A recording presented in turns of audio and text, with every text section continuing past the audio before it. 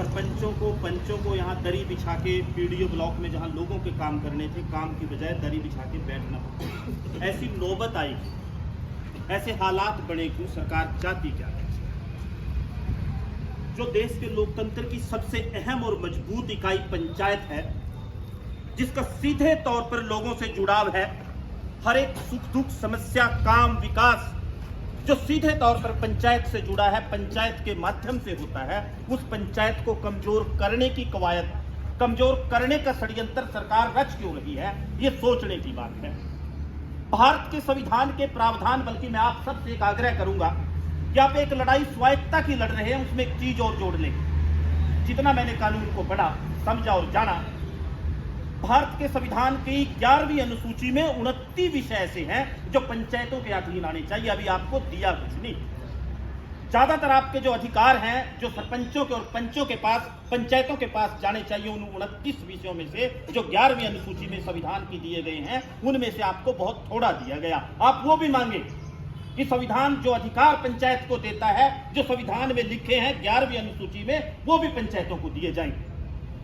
आप सबसे बड़ी और अहम सरकार है, लेकिन इस सरकार ने लोगों की सरकार को प्रयोगशाला में बदल दिया।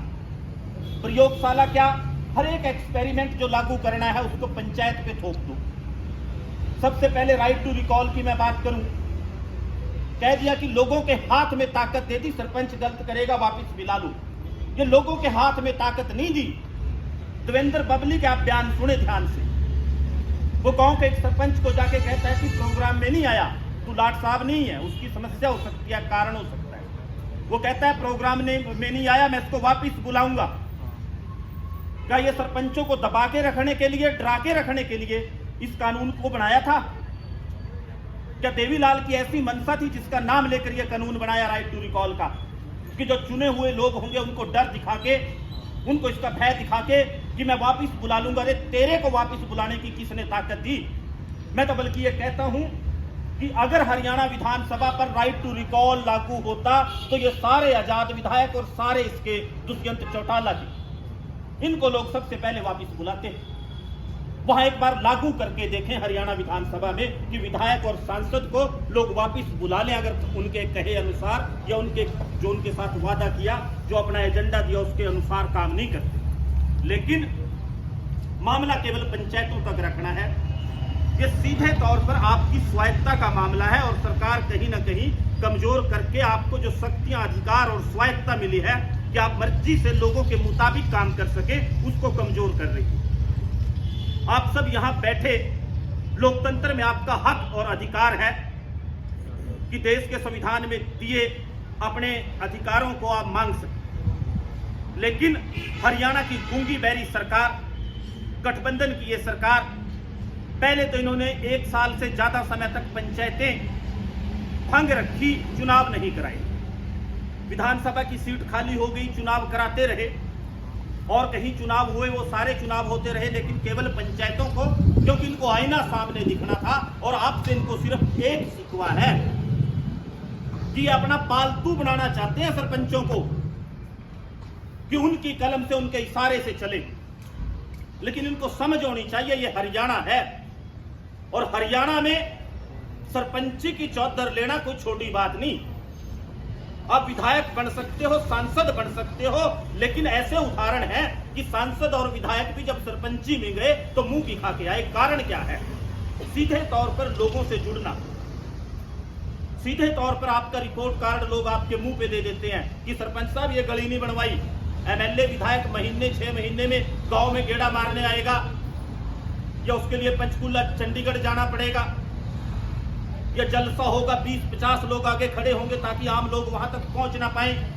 खट्टर और अमित शाह की रैली जो थी, आप सब ने देखा कि लोग बढ़ नहीं सकते, काला कपड़ा पहन के नहीं बढ़ सकते। सरपंच के साथ ऐसा नहीं है। सरपंच को हर रोज उन लोगों से रूबरू होता है जिन्होंने चुना है।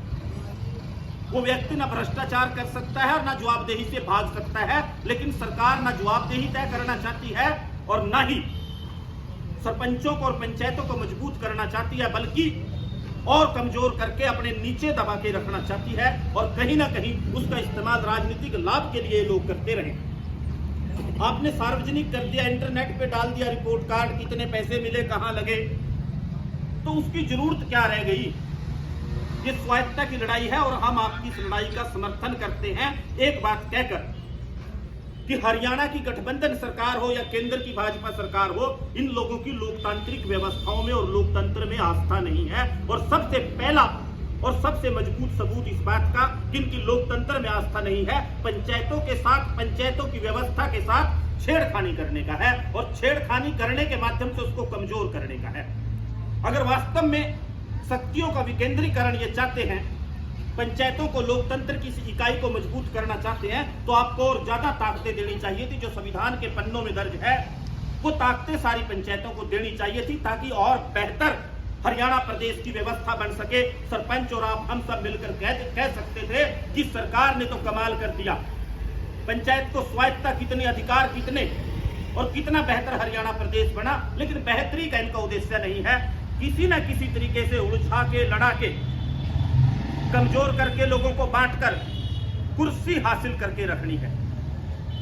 हरियाणा का मुख्यमंत्री वित्त मंत्री भी है। एक बार सवाल पूछना कि मुख्यमंत्री जी, वित्त मंत्रालय आपके पास है, हरियाणा प्रदेश को आपने कर्ज के बोझ के तले डुबोने का काम किया अपने 8-9 साल की सरकार के दौरान। कहां गया हरियाणा का पैसा? कौन सा बड़ा प्रोजेक्ट आपने हरियाणा में लगाया? कोई सड़क का, रेल मार्ग का, कोई बड़ी यूनिवर्सिटी बनाई हो, कोई लैंड एक्विजिशन हो, कोई बड़ा मामला हो? एक भी नहीं। कोई कर्ज माफी हो, कोई बहुत बड़ा अनुदान हो, आप हर एक चीज में कटौती कर रहे हैं, लेकिन फिर भी प्रदेश कर्ज के बोझ के नीचे दबा जा रहा है। आखिरकार क्या कारण है?